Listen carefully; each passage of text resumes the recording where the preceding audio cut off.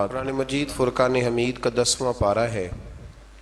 اللہ تبارک و تعالی نے اس کے شروع میں ارشاد فرمایا کہ کفار پر غلبے کی صورت میں حاصل شدہ جو مال غنیمت ہے اس کا حکم یہ ہے کہ اس کے 4 حصے مجاہدین میں تقسیم ہوں گے، اور جو 5واں حصہ ہے وہ اللہ اور اس کے رسول صلی اللہ تعالی علیہ وسلم کے لیے ہے، اور رسول اللہ صلی اللہ علیہ وسلم کے قرابت داروں میں، یتیموں میں، مسکینوں میں اور مسافروں کے لیے، اور یہ کہ اللہ کے رسول کی ثواب دید پہ ہوگا کہ حضور وہ 5ویں حصے میں سے کسی کو کیا عطا کرتے ہیں۔ میرے نبی کریم علیہ السلام نے کبھی بھی کسی شخص سے کسی چیز کا مطالبہ نہیں فرمایا، اور آپ نے سورہ شورا کی وہ آیت بڑی دفعہ سنی ہے کہ جب صحابہ نے عرض کیا تھا کہ یا رسول اللہ صلی اللہ علیہ وسلم کچھ پیش کرنا چاہتے ہیں، تو فرمایا لا اسألکم علیہ اجرا، میں تم سے کوئی اجر نہیں مانگتا الا المودۃ فی القربى، ہاں اگر کچھ کرنا ہے تو میرے قریبیوں سے پیار کرتے رہنا۔ لیکن اس پارے کے بالکل ابتدا میں اللہ نے ایک اصول وضع کیا ہے، ایک بات سمجھائی ہے ہمیں۔ وہ بات یہ سمجھائی ہے کہ مال غنیمت جب آئے گا، کفار کے علاقے، ان کے مال، ان کے باغات قبضے میں آئیں گے، تو 5واں حصہ حضور کی بارگاہ میں پیش کیا جائے گا۔ یہ جو کام ہوتا ہے نا دین کا، یہ ہمہ پہلو کام ہوتا ہے۔ اگر آپ کہیں کہ دین کا کام کرنے والا وقت نکال کے تجارت بھی کرے، کوئی نوکری بھی کرے، تو یہ ممکن نہیں ہوتا۔ نبی کریم صلی اللہ علیہ وسلم اعلان نبوت سے پہلے تجارت فرماتے تھے، لیکن بعد میں تو آپ کو وقت دینا پڑتا ہے نا ایک پورا۔ تو پھر صحابہ کیا کرتے تھے کہ مال غنیمت کا 5واں حصہ اللہ کے حکم کے مطابق حضور کی بارگاہ میں بطور نذرانہ پیش کرتے صلی اللہ تعالی علیہ وسلم۔ آج بھی کچھ لوگوں کو یہ دشواری بہت زیادہ ہوتی ہے، بہت زیادہ، کہ دیندار لوگ جو ہیں ان کی تنخواہیں کیوں ہیں، تراویح پڑھانے والے حافظ کی خدمت کیوں کی جا رہی ہے۔ مجھے پچھلے سال ایک دوست نے بتایا کہ ہم نے مسجد میں اعلان کیا ہے کہ قاری صاحب جو قرآن شریف سنا رہے ہیں تو ان کی خدمت کرنی ہے، تو سارے حضرات اس میں تعاون کریں۔ تو ایک صاحب کہنے لگے جی اب یہ قرآن سنا کے بھی پیسے لیں گے؟ تو آپ یہ اندازہ فرمائیں کہ قوم کا مزاج کس طرح کا ہے، یعنی قرآن سنانے والا پھر حضرت جبریل ہی ہو سکتے ہیں جو نہ روٹی کھائیں گے اور نہ کپڑے پہنیں گے، نہ ان کے بچے ہوں گے، یہی ہو سکتا ہے، پھر اس کے علاوہ تو کچھ ممکن ہے۔ ہاں تراویح کی اجرت طے کرنا منع ہے، لیکن یہ عجیب معاملہ ہے نا کہ میں خود روٹی کھاؤں اور میں کہوں کہ وہ فلانا کیوں کھائے، تو یہ معاملہ درست نہیں ہے۔ تو اس میں اللہ نے ایک اصول بیان کر دیا کہ 5واں حصہ تم میرے محبوب کی بارگاہ میں نذرانے کے طور پر پیش کرو گے، پھر میرے محبوب کی مرضی ہے وہ رشتہ داروں پہ خرچ کریں، قریبیوں پہ خرچ کریں، یا حضور کا جہاں دل کرے حضور سے خرچ کرے۔ اللہ تعالیٰ توفیق عطا فرمائے۔ آیت نمبر 42 کے اندر بتایا کہ میدان بدر میں مسلمان مجاہدین کی زمینی پوزیشن کفار کے مقابلے میں بظاہر کمزور تھی، یعنی مسلمانوں کی زمین کا نرم ہونا، پانی کی قلت اور مال و اسباب کی قلت مسلمانوں کی کمزوری کی ظاہری علامت تھی، جس کی وجہ سے مسلمانوں کے دلوں میں خدشات پیدا ہو رہے تھے۔ اللہ تعالیٰ نے اپنی حکمت بیان کرتے ہوئے فرمایا کہ یہ اس لیے ہوا کہ اللہ تعالیٰ اپنے طے شدہ فیصلے نافذ کر دے۔ کئی دفعہ اللہ آزمائش میں اس لیے ڈالتا ہے کہ اللہ کچھ فیصلے کرنا چاہتا ہے، یعنی ظاہری کمزوری کے باوجود مسلمانوں کو غلبہ اور فتح مقدر کر دے، اور اللہ تعالیٰ جو فیصلہ فرماتا ہے پھر وہ نافذ ہو کے رہتا ہے۔ آیت نمبر 45 میں اس مضمون کو اس طرح بیان فرمایا کہ مسلمان اور کفار دونوں پر اللہ نے بدر کے دن نیند طاری کر دی۔ کفار مسلمانوں کو خواب میں کم تعداد میں دکھائے گئے تاکہ مسلمانوں کی ہمت بندی رہے۔ مسلمانوں نے خواب دیکھا تو انہیں خوابوں میں کافر تھوڑے نظر آئے تاکہ ان کی ہمت بندی رہے، اور اسی طریقے سے کفار نے بھی خواب دیکھا تو انہیں بھی مسلمان کم تعداد میں دکھائی دیے۔ یہ بھی اللہ کی مشیت کا تقاضا تھا کہ کہیں وہ میدان چھوڑ کے بھاگ ہی نہ جائیں۔ اگر انہیں زیادہ دکھا دیے جاتے خواب میں تو وہ میدان چھوڑ کے بھاگ، انہیں بھی کم نظر آیا اور انہیں بھی تعداد کم نظر آئی، کیونکہ اللہ کی مشیت کا تقاضا تھا کہ بدر میں حق و باطل کا مارکا برپا ہو کر رہے اور حق غالب آ جائے۔ مزید بتایا کہ جنگ میں کفار کے مقابل ثابت قدم رہو اور اللہ کا ذکر کرتے رہو اور آپس میں جھگڑا نہ کرو ورنہ تم بزدل ہو جاؤ گے۔ مسلمان قوم اس وقت بزدل ہوتی ہے جب آپس میں جھگڑا کرتی ہے، اور تمہاری ہوا اکھڑ جائے گی اور کافروں کی طرح اپنی طاقت پر اتراؤ بھی نہ اور دکھاوا بھی نہ کرو۔ مزید بتایا کہ شیطان کافروں کو فتح کی بشارت دیتا رہا اور اپنی حمایت کا یقین دلاتا رہا، لیکن حق و باطل کے مقابلے کا وقت آیا تو وہ پھر الٹے پاؤں بھاگ گیا۔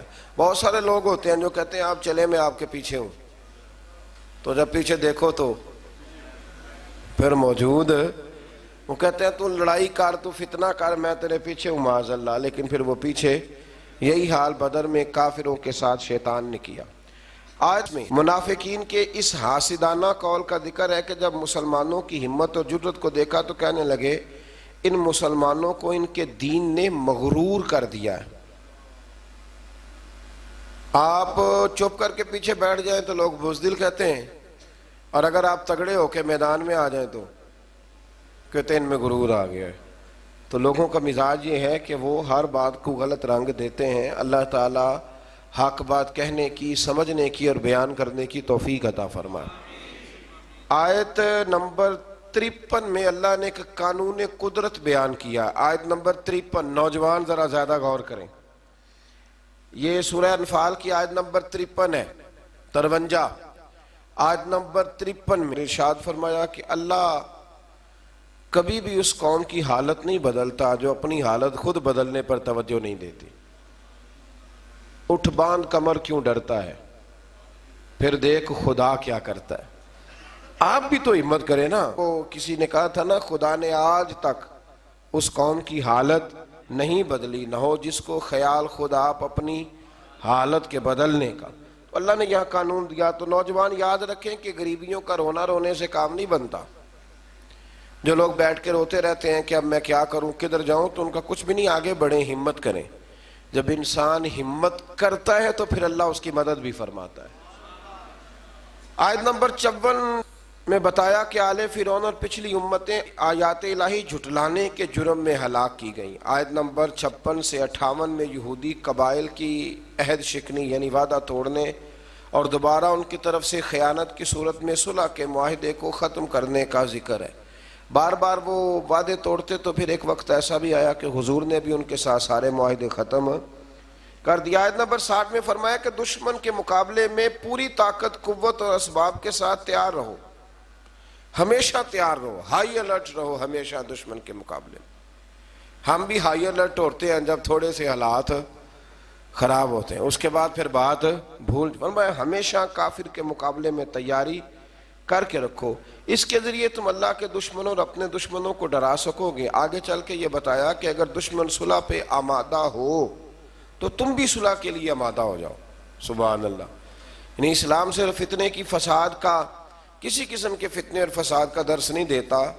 اگر وہ مقابلے میں آئیں گے تو قوت کٹھی کر کے مقابلہ کریں گے، اور اگر وہ صلح کریں گے تو مسلمان بھی صلح ہی کریں گے۔ اور اللہ پر توکل کرو، اگر ان کی نیت دھوکہ دینے کی ہو تو پھر تمہارے لیے اللہ ہی کافی ہے۔ یعنی اگر وہ صلح کے ارادے سے نہ آئیں بلکہ دھوکے کے ارادے سے آئیں تو پھر بھی تمہاری چونکہ نیت ٹھیک ہے تو اللہ تمہاری مدد فرمائے گا۔ آیت نمبر 63 میں اللہ تعالیٰ نے بتایا ہے کہ اللہ نے اپنے کرم سے تمہارے دلوں کو جوڑ دیا، اور اگر تم زمین کے سارے خزانے بھی خرچ کر دو تو یہ باہمی الفت جو تمہارے اندر پیدا نہ ہوتی۔ اور فرمایا نبی آپ کو اللہ کافی ہے، اور آپ کے فرما بردار مومنوں کی جماعت بھی آپ کو۔ یہ قرآن مجید کی آیت نمبر 64 ہے، اس کو ذرا پڑھیے گا۔ یہ لوگ جو انہوں نے لکھا ہوتا ہے کہ صرف اللہ ہی کافی ہے، لکھا ہوتا ہے نا میرے لیے، یعنی ٹیوٹے میں بیٹھ کے سفر کر رہے ہیں، ہائیس میں بیٹھے ہوئے لکھا کہ اللہ ہی، بھئی اللہ ہی کافی ہے، لیکن اس کا مطلب یہ نہیں کہ باقی کسی اور کی، جن کو اللہ نے پیدا فرمایا، جنہیں اللہ نے قوتیں دیں۔ یہ آیت دیکھیے، ارشاد فرمایا یا ایھا النبی حسبک اللہ، اے نبی آپ کے لیے اللہ کافی ہے، اور ساتھ فوراً ہی آگے بیان فرمایا فوراً وَمَنِ اتَّبَعَكَ مِنَ الْمُؤْمِنِينَ، اور جو آپ کی اتباع کرنے والے مومن ہیں وہ بھی آپ کے لیے کافی، مومن بھی اور اللہ بھی۔ تو تو جب اللہ نے ساتھ مومنوں کا ذکر فرمایا اور یہ آیت نازل کب ہوئی؟ جب حضرت عمر فاروق نے کلمہ پڑھا، اس وقت یہ نازل ہوئی، کہا محبوب اللہ بھی کافی ہے اور یہ تیرے غلاموں کی جو 40 کی تعداد بن گئی، اب انشاءاللہ ہر میدان میں کامیابیاں مسلمانوں کے حصے میں آئیں۔ اسی طرح سے آیت نمبر 65 میں نبی کریم صلی اللہ علیہ وسلم کو حکم ہوا کہ مومنوں کو جہاد پر ابھاریے، تیار کیجیے۔ اللہ تعالیٰ 10 گنا تعداد پر مشتمل کافروں پر فتح عطا فرمائے گا۔ پھر بعد میں جب مسلمانوں میں کمزوری آئی تو فرمایا اللہ تمہیں دشمنوں کی دگنی تعداد پر فتح فرمائے گا۔ آیت نمبر 72 میں بتایا کہ جان و مال سے اللہ کی راہ میں جہاد کرنے والے مومنین، مہاجرین اور انصار صحابہ کرام ایک دوسرے کے دوست ہیں۔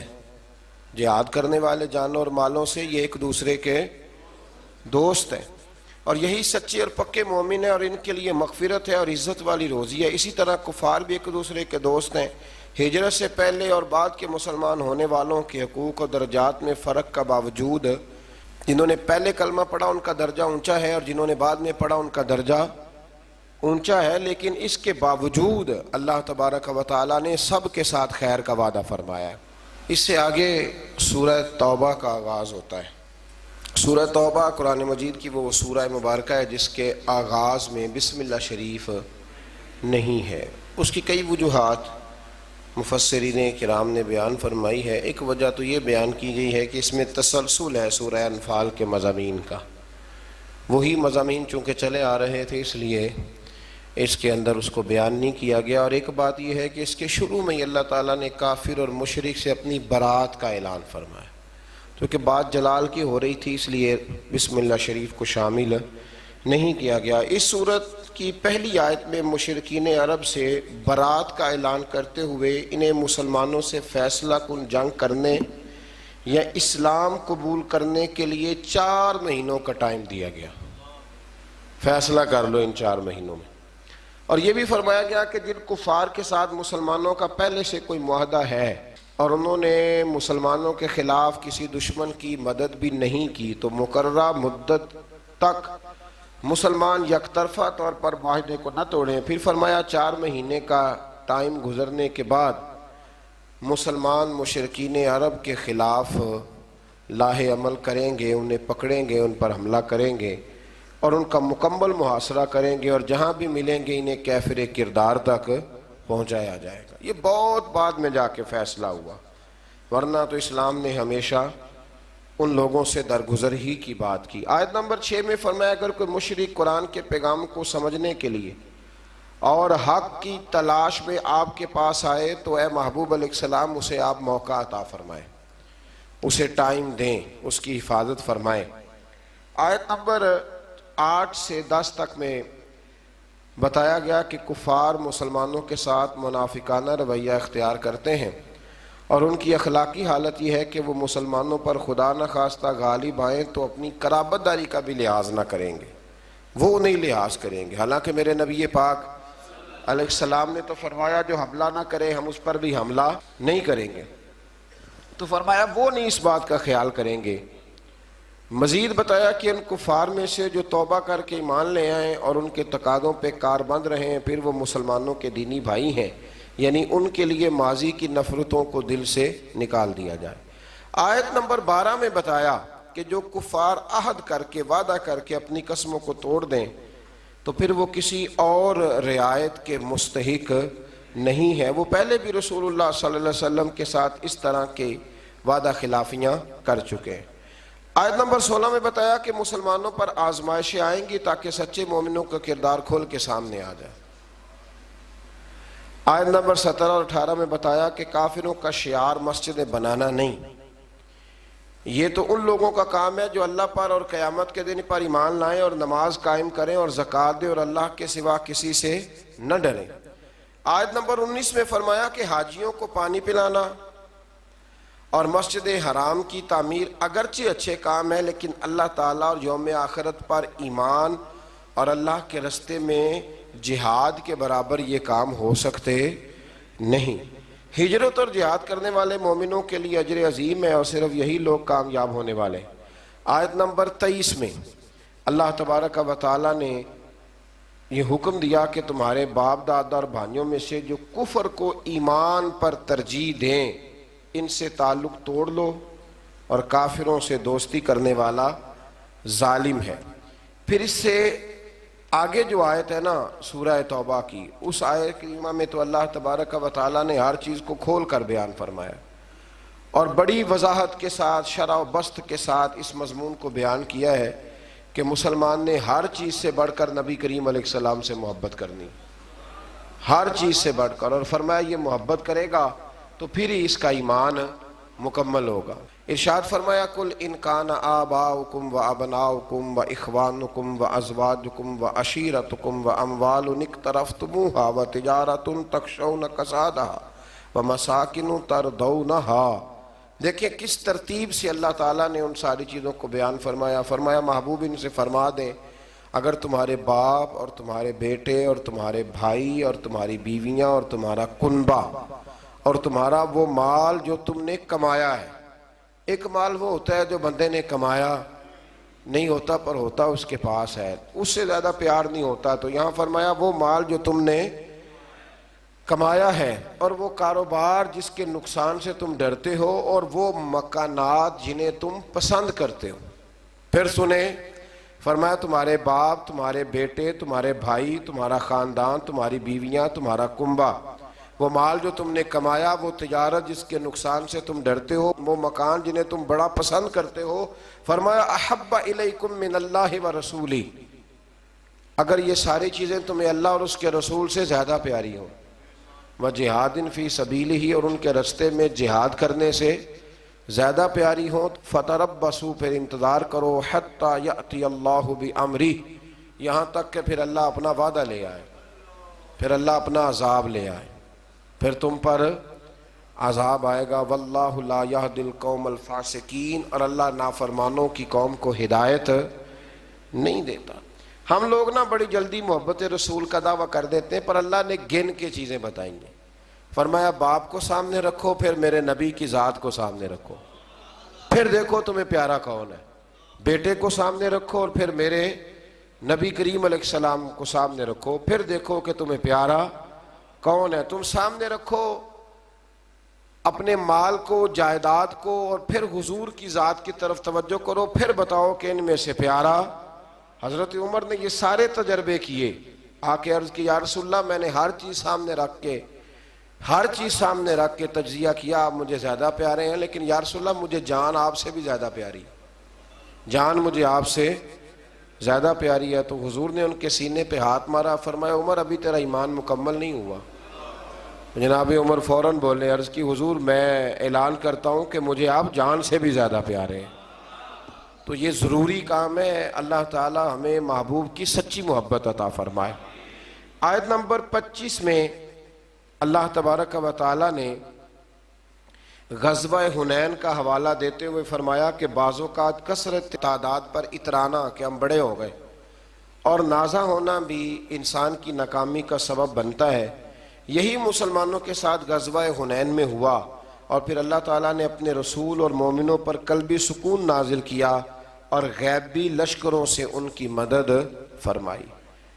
9 ہجری کو یوم الحج کے عرفات میں اعلان ہوا کہ اس سال کے بعد مشرک حدود حرم میں داخل نہیں ہو سکتا، پہلے وہاں داخل ہونے کی اجازت تھی، اور فرمایا کہ تنگ دستی کی فکر نہ کرو، اللہ اپنے فضل سے تم لوگوں کو غنی کر دے گا۔ آیت نمبر 29 میں اہل کتاب کو جزیہ دینے کا حکم دیا اور فرمایا کہ نہ دینے کی صورت میں جنگ کے لیے تیار رہنا۔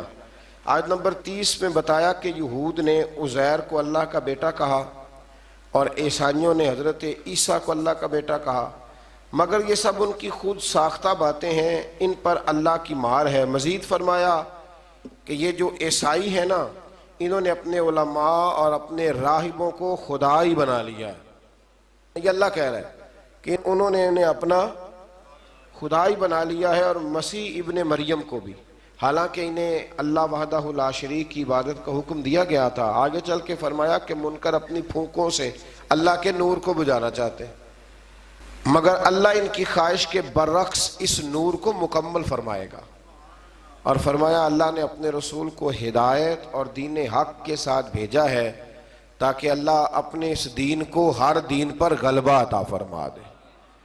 آیت نمبر 34 سے علماء اور مشائخ یہود کے باطل طریقوں سے لوگوں کا مال کھانے اور اللہ کے راستے سے روکنے کا بیان ہے، اور فرمایا کہ سونا اور چاندی یعنی دنیاوی دولت کے ڈھیر ذخیرہ کرنے والے اور راہ خدا میں خرچ نہ کرنے والوں کے لیے دردناک عذاب کی وعید ہے، اور پھر بتایا کہ قیامت کے دن ان کے اپنے جمع کیے ہوئے مال کو نار جہنم میں تپا کر، انہی کے مال کو دوزخ کی آگ میں تپا کر ان کی پیشانیوں، پہلوؤں اور پیٹھوں کو داغا جائے گا انہی کے مال سے، اور کہا جائے گا کہ اپنے ہی جمع کیے ہوئے مال کا مزہ چکھو۔ علماء اور مشائخ اہل یہود کے اس طرح کرتے تھے کہ مال بٹورنے کے لیے حق کو چھپاتے تھے۔ اللہ ماشاءاللہ آج بھی کئی جگہوں پہ ایسا ہوتا ہے کہ سرکاری مولوی بن جاتے ہیں اور گورنمنٹ کو مولوی مل جاتے ہیں جو ہر آنے والے حکمران کو امیر المومنین کہتے ہیں، ہر آنے والے حکمران، اور اس کے ہر ناجائز کام پر اپنی مہر لگا کے اسے جائز قرار دیتے ہیں۔ اللہ تبارک و تعالیٰ اپنی رحمت سے حق پر ہی قائم فرمائے اور حق پر ہی اللہ موت عطا فرمائے۔ آیت نمبر 36 میں بتایا کہ ابتدا سے لے کر اللہ کی کتاب تقدیر میں مہینوں کی تعداد 12 ہے۔ پہلے دن سے ہی مہینے کتنے ہیں؟ ان میں 4 مہینے ذیقعد، ذی الحج، محرم اور رجب، یہ حرمت والے مہینے۔ ان مہینوں میں جنگ کو ممنوع قرار دیا گیا۔ کفار جب ان مہینوں میں جنگ کرنا چاہتے تھے تو ان کی ترتیب میں رد و بدل کر دیتے تھے۔ اللہ تعالیٰ نے فرمایا کہ مہینوں کو مؤخر کرنا کفر میں زیادتی ہے۔ یہ 4 حرمت والے مہینے، معنی کیا ہے کہ ان میں جنگ نہیں کی جائے گی۔ آیت نمبر 38 اور 39 میں فرمایا کہ جب جہاد کے لیے نفیر عام ہو جائے تو سستی نہ کرنا چاہیے، اور جو ایسا کرے گا اس کے لیے عذاب علیم ہے، اور تم یہ مت سمجھنا کہ جہاد کا فریضہ صرف تم پر موقوف ہے، تم نہیں کرو گے تو اللہ تمہاری جگہ کسی اور قوم کو لائے گا اور تم کو اس سے بالکل نقصان نہیں پہنچا سکتے۔ آیت نمبر 40 میں سفر ہجرت کے موقع پر غار ثور میں حضرت ابوبکر صدیق رضی اللہ تعالیٰ عنہ کی رفاقت خاص کو ایک شان امتیازی کے ساتھ بتایا ہے، اور اس آیت میں 6 مختلف انداز میں سیدنا صدیق اکبر کا ذکر ہوا ہے۔ آیت نمبر 40 میں اذ یقول لصاحبہ لا تحزن ان اللہ معنا، جب محبوب نے اپنے صحابی سے کہا، جب قرآن مجید نے حضرت ابوبکر کو حضور کا صحابی کہا تو اب جو ان کے صحابی ہونے کا انکار کرتا ہے وہ قرآن کی آیت کا انکار کرتا ہے۔ تو 6 انداز میں حضرت صدیق اکبر کا ذکر کیا، پھر فرمایا کہ اللہ تعالیٰ کلمہ کفر کو پست اور اللہ کا دین ہی سر بلند آئے گا۔ آگے فرمایا جب جہاد کے لیے عام لام بندی کا، صف بندی کا حکم ہو جائے تو پھر جس حال میں بھی ہو تمام وسائل کے ساتھ جہاد میں شریک ہو جاؤ۔ پھر فرمایا کہ منافقین قسمیں کھا کھا کر اور طرح طرح کے بہانے بنا کر جہاد سے بچنے کی کوشش کرتے ہیں، جبکہ سچے مومن دل و جان سے جہاد کے لیے نکل کھڑے ہوتے ہیں۔ مزید فرمایا کہ جہاد سے اعراض برتنا یعنی پہلو تہی کرنا، منہ پھیرنا، یہ وہی لوگ ہیں جن کا اللہ اور قیامت پر ایمان نہیں اور جن کے دلوں میں شک کی بیماری ہے، اور فرمایا ایسی تشکیک کے مارے جنگ میں شامل ہو بھی جائیں تو فساد کا باعث ہی بنتے ہیں، ہو بھی جائیں تو پھر بھی یہ کچھ لوگ نکلتے ہیں نا تو نکلتے کہتے ہیں مشکل کام میں یہ ہو سکتا، یعنی ساتھ ایک دوسرے کو بھی وہ کمزور کرتے ہیں۔ فرمایا یہ آ بھی گئے تو پھر بھی یہ نقصان ہی کریں گے، اور مجاہدین کی صفوں میں فتنے اور سازشیں کرتے ہیں، اور یہ لوگ پہلے بھی ایسا کرتے رہے ہیں۔ منافقین کا شعار یہ ہے، طریقہ یہ ہے کہ جب مسلمانوں کو کوئی بھلائی پہنچے تو اس پر کڑتے ہیں، اور اگر مسلمانوں کو تکلیف پہنچے تو خوشی سے کہتے ہیں کہ ہمیں تو یہ نتیجہ پہلے سے پتا تھا۔ اللہ اکبر، اس لیے ہم نے احتیاط سے کام لیا، سوائے اس کے جو اللہ نے ہمارے لیے مقدر کر دی ہے، اور فتح ہو یا شہادت دونوں صورتوں میں ہم ہی کامیاب ہوں گے۔ منافقین کی ایک روش یہ بھی بتائی گئی کہ وہ نماز خوش دلی سے نہیں پڑھتے، منافق نماز خوش دلی سے بلکہ تنگ ہو کے نماز پڑھتے ہیں، اور فرمایا کہ مجبوراً وہ اللہ کے راستے میں خرچ کرتے ہیں۔ اللہ تعالیٰ نے فرمایا یہ منافقین اللہ کی قسمیں کھا کھا کے کہتے ہیں کہ وہ آپ میں سے ہی ہیں، حالانکہ وہ مسلمانوں میں سے نہیں ہیں، لیکن وہ جان و مال کے خوف کے باعث مسلمانوں کے ساتھ مل کر رہنا چاہتے ہیں۔ آیت نمبر 61 میں فرمایا کہ بعض منافقین اللہ کے نبی کو ایذا پہنچاتے ہیں، تکلیف دیتے ہیں اور کہتے ہیں کہ وہ کانوں کے کچے ہیں معاذ اللہ، جبکہ نبی پاک صلی اللہ علیہ وسلم کا تمام لوگوں کی بات سننا مومنین کے لیے باعث رحمت ہے۔ حضور صلی اللہ علیہ وسلم ہر ایک کی بات سنتے اور نبی پاک کا ہر ایک کی بات سننا مومنوں کے لیے باعث رحمت ہے، اور جو لوگ رسول اللہ صلی اللہ علیہ وسلم کو ایذا پہنچاتے ہیں ان کے لیے دردناک عذاب ہے۔ اور فرمایا منافق جھوٹی قسمیں کھا کے مسلمانوں کو راضی کرنے کا یقین دلاتے ہیں، اگر وہ سچے مومن ہوتے تو اللہ اور اس کے رسول اس کا زیادہ حقدار تھا کہ انہیں راضی کیا جاتا۔